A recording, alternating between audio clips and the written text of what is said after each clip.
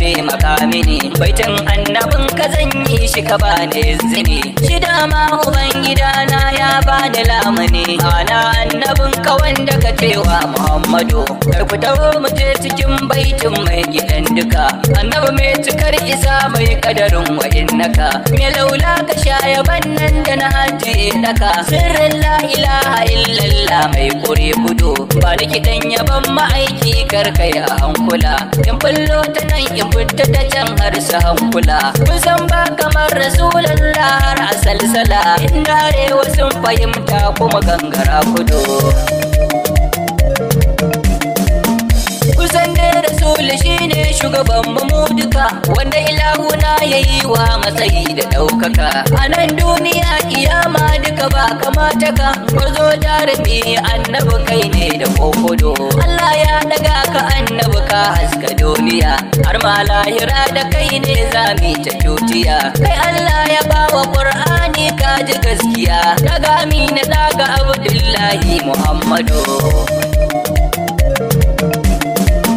Zancen masu yin bayani zan tuna muku, amma ba a nan ba sai kun bambantuna uku. Kowaye idan ya bar annabi ya shiga uku, jama'a duk ku zo mu so annabi ma haye tudu. Lalala mu furta annabi zahiri da gaibiya, mi ta zubo ruwan bayanai ko babu kafiya. Balle ma akwai ta Allah ya kwance igiya, waƙar ce kamar ruwa zan ta zubo ta da gudu. Sarki ne yake zama bawa gwanka annabi, har Allah yana salati a gurin ka annabi. Har jinsin mala'iku duka na san ka annabi, mutane da aljanu sun gaishe ka Ahmadu. Mu gaishe da mai ilahu da bayi mu zakkiro, shafege ubangidan kudura nura dahiru. Mai suna kala kala kai har ma da dahiru, babu irin isar da bai kai ba Rasul Hamidu. Jesu ne da lakirawa aito mu je zuwa, farashin yaban ma'aiki ya kara hauhawa. Bani gidan ga mai fiyano in kara yin rawa, in ban harraka ba yaya zan san mu jaddado. Me laula kala ilaya an banka Khadijatu, wanda ya ji ta tayi nauyi da biya ma mutu. Sarki ya wuce fada a rike kunji ka fato, daidai kan mutum ya dauka girman akwai tudu. Da girman da Rabbana ke yi masa jiniya, ya turo da annabawa su yi masa rakiya, ya turo mala'iku don wanzar da gaskiya. Kowai zaburo ku bar shi ya kawo a hasido, to bayan ubangiji na ku taho mu shamiya.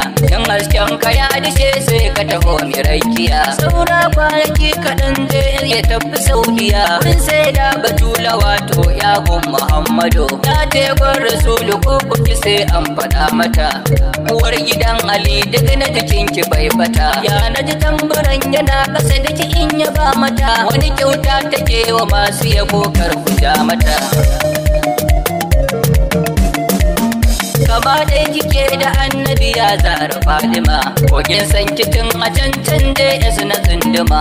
Na yi banki na da ɗato yau gashi zan kuma, fadan ke ba a kira mu kawai yan jahannama. Allah kai daɗin isa da buwaya ga musana, ta ƙarshen Batula ta manya da kankana. Batula kisa na tare a gidan da kika gina, kaka dai da lafiya me ba kauni tarbiya. Allah kai daɗin salati adadin ruwan sama, abun gama gamal iradatu mai kau da tsangwama. Magajin mutum da aljan hada da Fadima, da san har Husaini to a ciki ya ilahuma.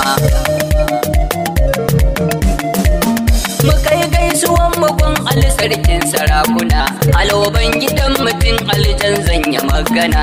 Jinin shugaba na Fadima ka zarta tsokana, ka ji sahabu gaban sahabu bayanai na ke mana.